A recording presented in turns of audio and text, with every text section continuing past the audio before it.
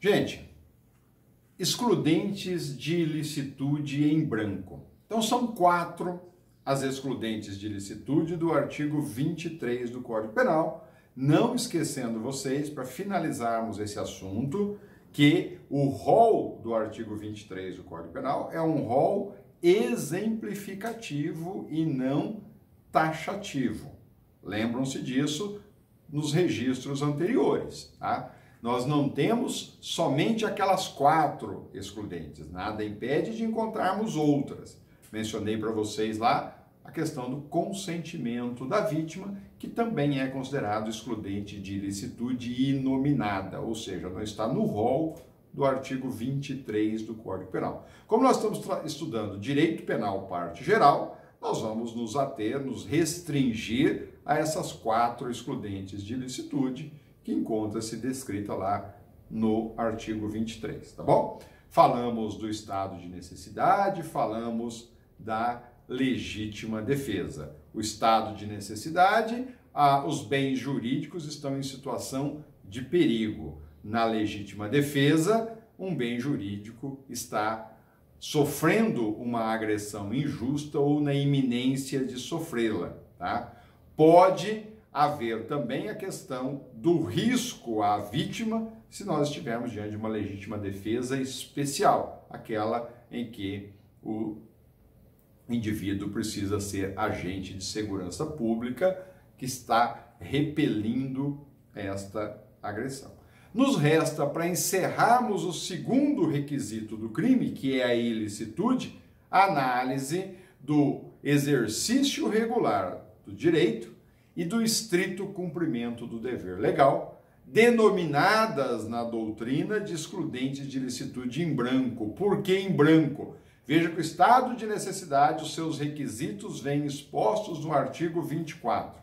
A legítima defesa, seus requisitos vêm expostos no 25. O exercício regular do direito, estrito cumprimento do dever legal, não tem requisitos determinados judicialmente. Deveriam, por exemplo, o exercício regular do direito estar lá no artigo 26, o estrito cumprimento do dever legal no artigo 27, mas não estão, por isso que eles são denominados em branco, tá? Eles não vêm descritos pelo legislador. Logo, o exercício regular do direito e o estrito cumprimento do dever legal são excludentes de ilicitude que carecem complemento, necessitam de um complemento.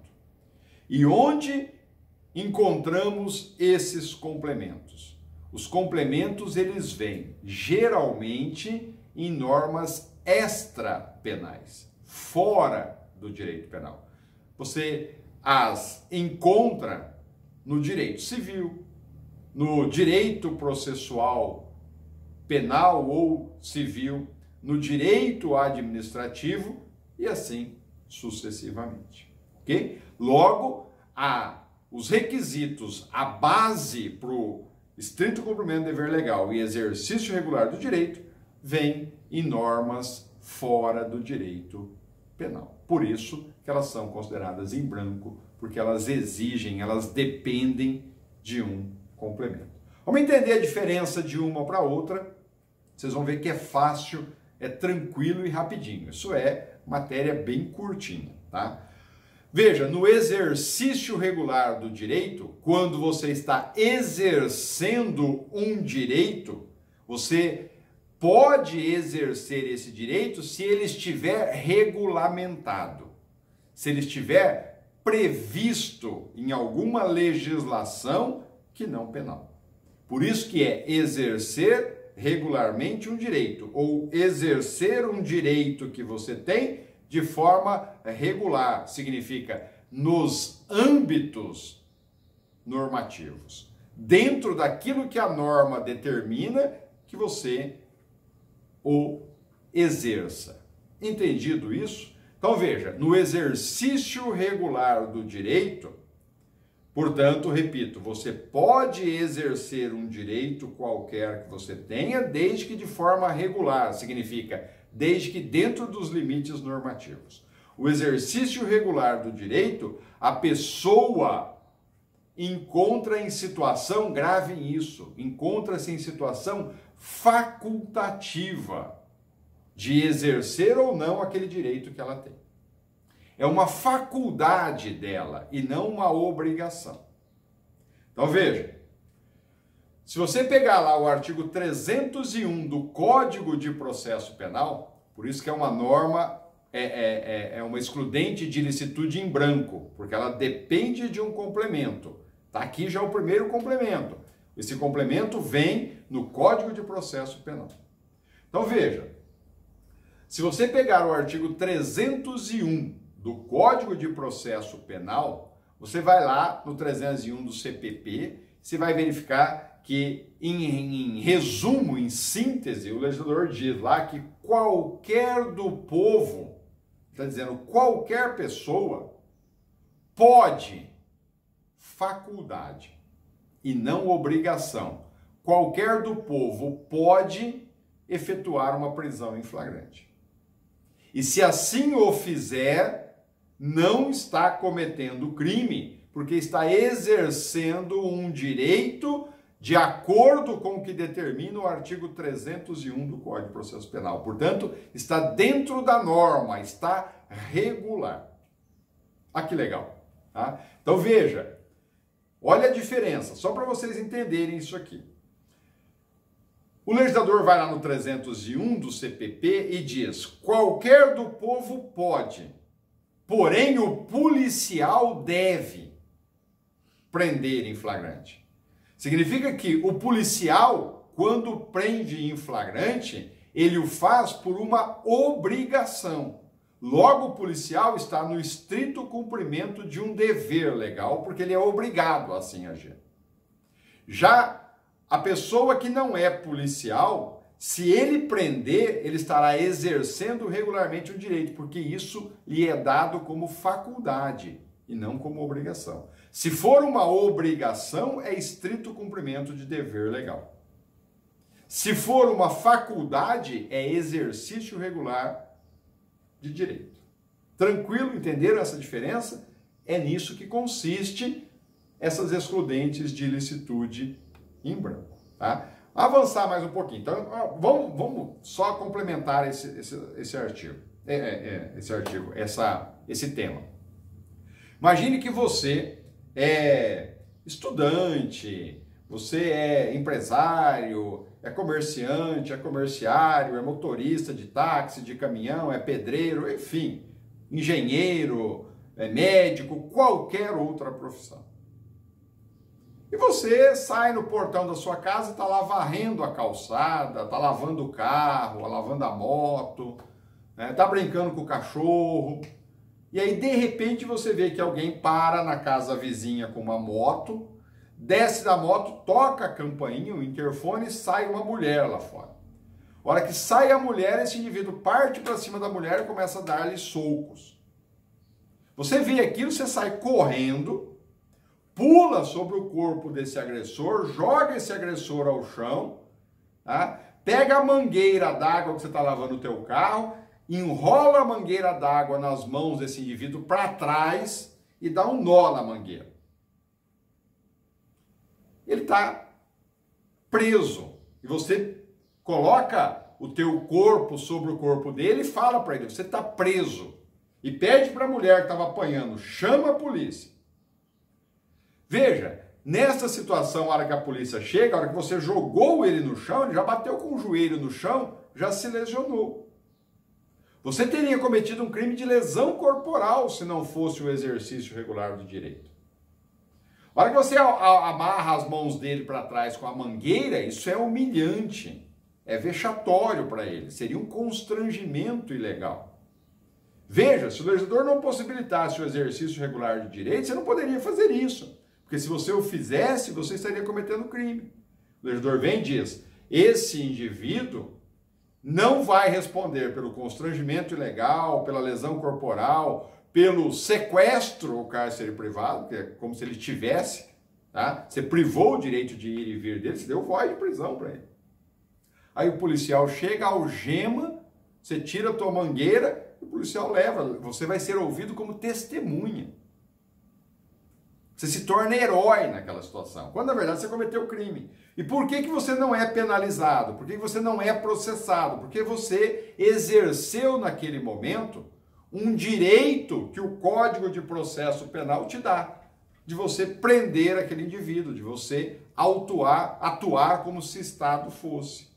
Logo, você não está em estado de necessidade, você não está... professor, poderia estar em legítima defesa de terceiro? Até poderia. Diante de uma agressão injusta, poderia. Tá? Mas e se não preencher os requisitos da legítima defesa? Você pode buscar lá o exercício regular de um direito, porque o Código de Processo Penal te permite autuar o indivíduo em flagrante. Então você estaria exercendo um direito de forma regular. Por que regular? Porque o Código de Processo Penal te permite prender aquele indivíduo em flagrante, ok? Segundo exemplo, para vocês entenderem o exercício regular do direito. Tá?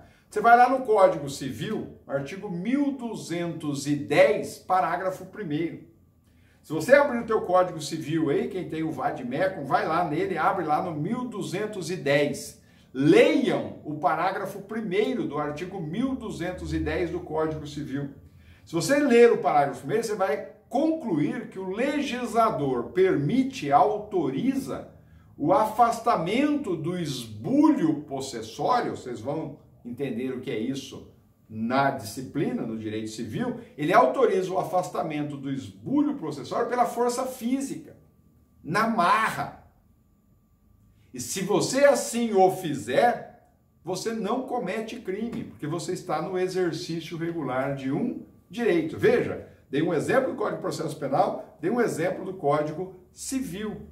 Tá? Portanto, há normas extrapenais permitindo que você haja daquela forma.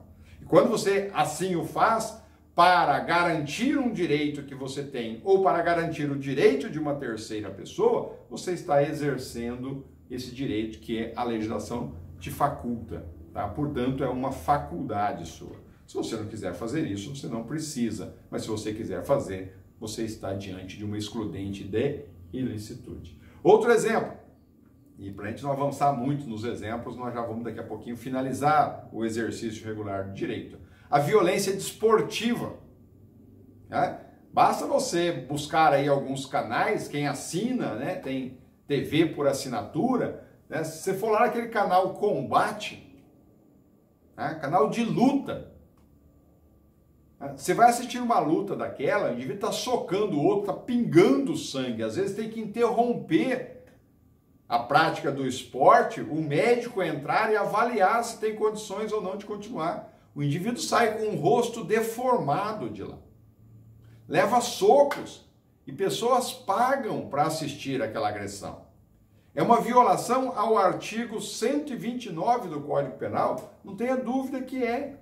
Se não houvesse uma regulamentação para aquela prática desportiva, não poderia existir, porque é crime. Portanto, quando aqueles dois indivíduos estão lá naquele ambiente de luta, eles lá estão autorizados legalmente. Tem uma norma desportiva permitindo, portanto, é uma norma extrapenal, permitindo que aqueles indivíduos, na mesma situação de preparo físico, de técnica e etc., sejam colocados dentro daquele ambiente e um desfira socos, cotoveladas, chutes contra o outro. Porém, há regras para isso. Tá? Quando você age de forma a violar as regras, você é penalizado ou a luta é interrompida.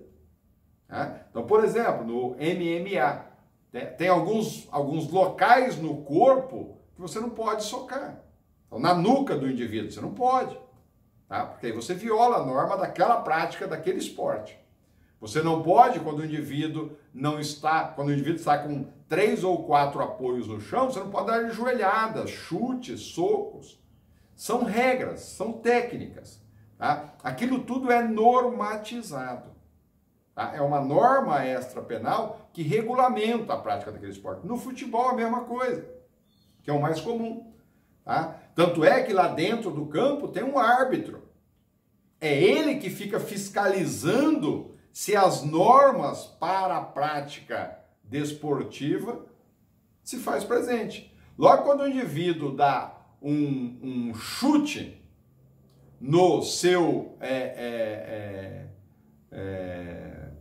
colega de time adversário, não estando ele com a bola, isso é considerado uma agressão. Significa, ele não está exercendo regularmente o direito dentro da norma da prática daquele esporte. Quando ele está com a bola e você vem para tirar-lhe a bola, para defender o seu time, se você acaba tocando e o lesionando, não há crime, porque você está exercendo regularmente um direito. Entenderam isso? Olha um outro exemplo para finalizarmos, de exercício regular de direito. Mas veja, todos esses detalhes, esses exemplos que eu estou dando para você, é facultativo. Você pratica MMA se você quiser. Você pratica futebol se você quiser. Você não é obrigado a praticar esse esporte. Você o faz se quiser, é uma faculdade. Mas, se optar por fazê-lo, dentro das normas estabelecidas, você tem que praticá-lo. Outro exemplo, intervenção médico-cirúrgica. Veja, há normas para que o médico te lesione. Nós já falamos disso quando nós estudamos lá a teoria finalista da ação. Há uma série de normas, de regras, para que o médico realize intervenção cirúrgica. Tanto isso é verdade que quando você vai a um médico, por exemplo, para fazer uma cirurgia, e você vai até ele de forma consciente, você precisa consentir na realização da cirurgia. Você vai assinar alguns termos, alguns documentos, e nesses documentos você está autorizando o médico a exercer no seu corpo um direito dentro dos regulamentos estabelecidos pelo Conselho Federal de Medicina. Tranquilo, entenderam? Professor, e quando a pessoa sofre um acidente, chega no pronto-socorro e é levado para uma sala de cirurgia inconsciente? Aí o médico não está só no exercício regular do direito, ou ele não está no exercício regular do direito. Como você não o consentiu, o médico está em estado de necessidade. Olha que diferença interessante. Quando você vai fazer uma cirurgia e o médico te lesiona, ele te lesionou porque você consentiu, você autorizou ele exercer no seu corpo um direito dentro dos regulamentos da medicina. Portanto, quando ele assim o faz, ele não comete crime, porque ele está no exercício regular de um direito. Quando você não autoriza, mas a situação é de perigo, o médico assim agindo está em estado de necessidade. Tranquilo, entenderam essa diferença? Veja, todos os exemplos que eu dei de exercício regular do direito, a ação de quem está em exercício regular do direito é facultativa, não é obrigatória. Do médico lá que agiu porque a pessoa estava inconsciente, na iminência de morte, é uma obrigação do médico. Por isso que ele está em estado de necessidade e não no exercício regular de um direito. Tranquilo? Pronto. Concluímos mais uma excludente de ilicitude. A próxima e última, o estrito cumprimento do dever legal. Então veja, falei lá, o exercício regular do direito é uma faculdade. No estrito cumprimento do dever legal, há por imposição legal. Agora, a pessoa deve agir. Agora não é mais uma faculdade. No estrito cumprimento do dever, olha o nome, estrito cumprimento. Então, estou cumprindo um dever exposto por lei dentro dos seus limites legais. Estrito cumprimento do dever legal. Há uma imposição legal. A pessoa age por obrigação de agir. É diferente do exercício regular do direito, em que há uma faculdade. Então veja, de novo, voltando lá para o artigo 301 do Código de Processo Penal, que eu já falei lá atrás no exercício regular do direito. A pessoa comum tem a faculdade de prender em flagrante. O policial tem a obrigação de efetuar a prisão em flagrante. O policial deve, se presenciar a prática de um crime, prender em flagrante. E se o policial, ao prender em flagrante, usar de força moderada para conter o sujeito ativo, ele não responde por abuso de autoridade, ele não responde por lesão corporal, ele não responde por constrangimento ilegal, ele não responde por sequestro e cárcere privado. Agora, porque ele está cumprindo um dever que lhe é imposto por lei e dentro dos limites legais, estritamente dentro dos limites legais, ok?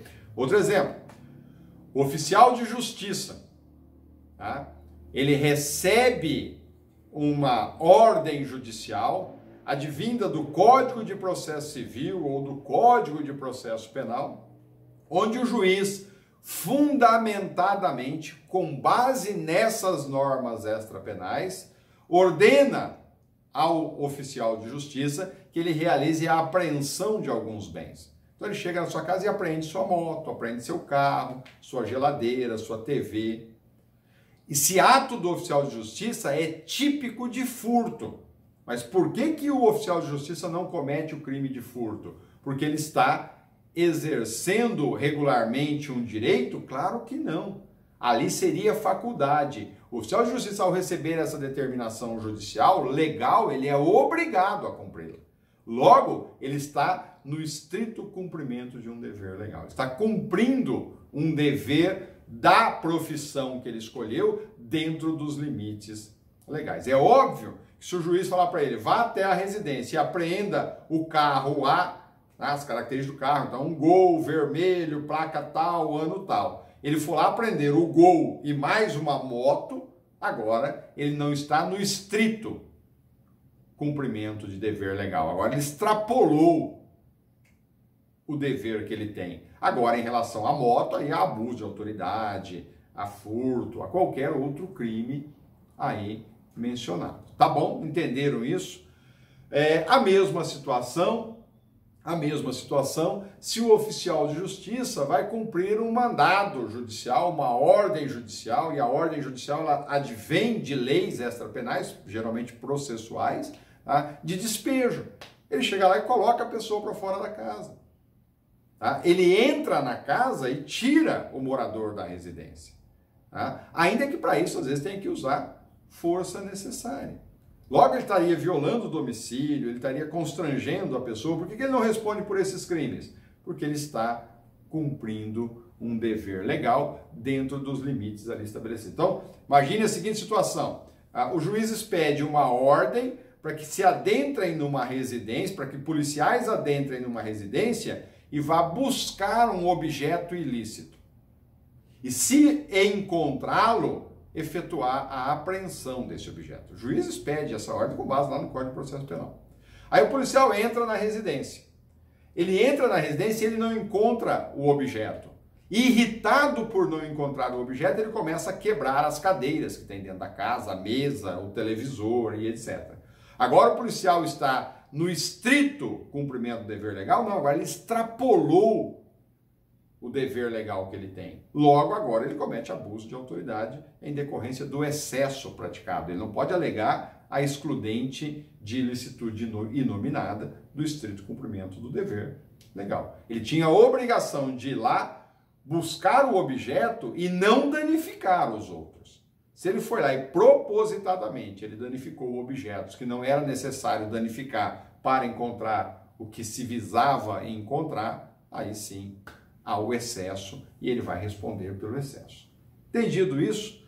Pessoal, dentro do estrito cumprimento do dever legal, nós precisamos analisar ainda os chamados ofendículos. Tá? Importante isso. O que vem a ser ofendículos? Ofendículos são os aparatos predispostos na defesa de algum bem jurídico. Todo mundo já viu um ofendículo aí, tem até na sua casa, com certeza. Tá? Então veja, cerca eletrificada sobre o muro é um ofendículo. Aqueles cacos de vidro que se usavam antigamente sobre os muros, botava lá cimento, concreto e quebrava vidro e colocava com as pontas para cima para que as pessoas não conseguissem suportar, aparar o peso do corpo com as mãos, com as pernas e etc. sobre o muro. Ele não conseguia transpor aquele muro. Tá? Isso são chamados ofendículos. Antigamente se usava muito grades na frente da casa e em cima aquelas pontas, aquelas lanças, né, pontiagudas. Se a pessoa fosse tentar escalar e ela se desequilibrasse, aquilo cravava no corpo dela e etc.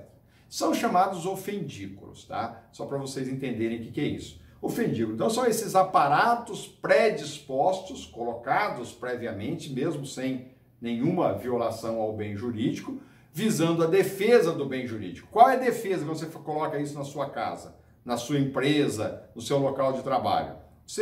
No seu carro e assim sucessivamente. Você coloca isso para proteger o seu patrimônio, e muitas vezes para proteger a sua vida, a sua integridade física, da sua família e etc. Ok? Então veja, requisitos para que esses ofendículos sejam considerados lícitos, permitidos, e portanto você está no estrito cumprimento de um dever legal. Primeiro deles, tá? O aparato, o ofendículo, precisa ser lícito. Tá? Então, veja, quando você vai colocar cerca eletrificada, cacos de vidro, pregos e etc., tá?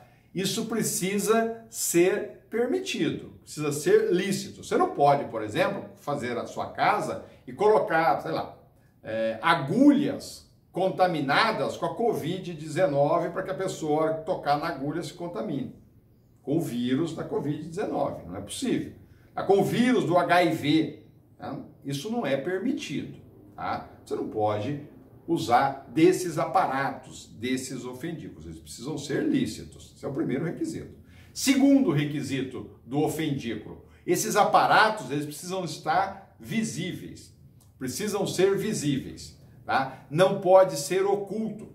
Logo, você não pode esconder na porta da sua casa uma arma que a pessoa força a maçaneta, ela vai disparar. Tá? Porque ela está escondida. Isso não é uma excludente de ilicitude. Tanto é que você vai observar que nas cercas eletrificadas, tá? Até para evitar que a pessoa alegue que ela estava oculta, se coloca aquelas plaquinhas, né?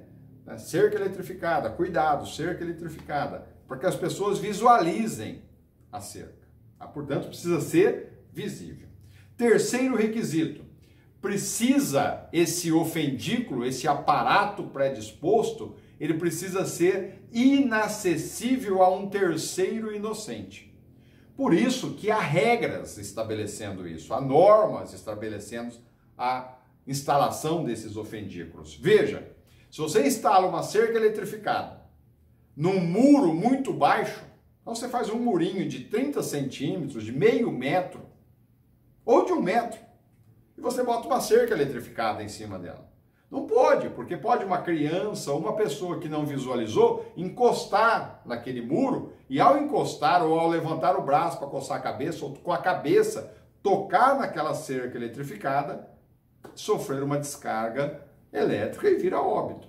Tá? Por isso que o muro precisa ter uma determinada altura, disposta em normas, que regulamenta como se instala essa cerca eletrificada. Isso é importante, ela não pode ser instalada de forma que qualquer pessoa inocente pode ter acesso a ela. Tá? E por fim, a observância, o último requisito é a observância de eventual regulamentação. Eu acabei falando ele nos requisitos anteriores. Tá? Então, precisa haver uma norma regulamentando aquele aparato, aquele ofendículo. Voltando à cerca eletrificada, você precisa seguir lá as normas dispostas na ABNT. Tá? Em relação à voltagem, você não pode botar uma cerca eletrificada, mas tem uma voltagem 220, 110. Ele tem uma voltagem, a energia ela é disposta de forma intermitente. Se o indivíduo tocar, ele leva um trancozinho, mas ela para. Se ele continuar, ela vai continuar levando, mas aquilo, a hora que para, significa que você consegue soltar. Portanto, ela não pode ser contínua, ela tem que ser intermitente. E por aí afora. Tem várias regras, várias normas ali estabelecidas. Então veja, qual é a natureza jurídica do ofendículo? Aqui tem divergência. Tá? Então veja, quando você instala e mantém o ofendículo, então a cerca elétrica, instalar a cerca elétrica é permitido, mas não tem ninguém atacando o seu bem jurídico. Então o entendimento que tem aqui, o ato de instalar a cerca elétrica você está exercendo regularmente um direito. Tá? Então, a instalação da cerca elétrica, você está exercendo regularmente um direito. É permitido você instalar cerca elétrica porque você está exercendo um direito que você tem. Tá? Então, a instalação é excludente de ilicitude pelo exercício regular do direito. Mas, se você acaba se utilizando dessa cerca, ou seja, alguém toca essa cerca, cai lá de cima e fratura o braço. Agora, o entendimento que tem é que quando alguém está atacando o seu bem jurídico, ele está agredindo injustamente o seu bem jurídico, e aí o aparato reage. Ao reagir, ele está repulsando aquela agressão. Logo, você está em legítima defesa pré-ordenada. Entenderam? Então, observaçãozinha, ó. Se a pessoa que tenta entrar na casa não é o ladrão, mas sim um parente que esqueceu a chave, ou uma criança ao tentar pegar lá a bola ou a pipa que caiu no quintal da residência, tá? E ao tocar no ofendículo é por ele atingido, aí nesta situação você estará diante de legítima defesa pré-ordenada. E nessa hipótese, é uma legítima defesa pré-ordenada putativa. Você vai aplicar lá o parágrafo 1º do artigo 20 do Código Penal. Tranquilo? Entenderam isso? Pessoal, com isso nós encerramos o segundo requisito do crime, que é a ilicitude. Falamos do estado de necessidade, falamos da legítima defesa, falamos do exercício regular do direito, falamos do estrito cumprimento do dever legal. Não esquecendo vocês que os ofendículos, eles estão inseridos dentro do exercício regular do direito quanto à sua instalação. Mas quanto à sua utilização efetiva, estaremos diante de uma legítima defesa pré-ordenada. Ok? Vamos iniciar no nosso próximo encontro, vamos encerrar a nossa matéria da semana por aqui. Começaremos na semana seguinte, no nosso terceiro e último requisito do crime, que é a culpabilidade. Não esquecendo vocês que em relação à culpabilidade pelo planejamento desse mês, teremos aula online. Até o nosso próximo encontro, então, gente.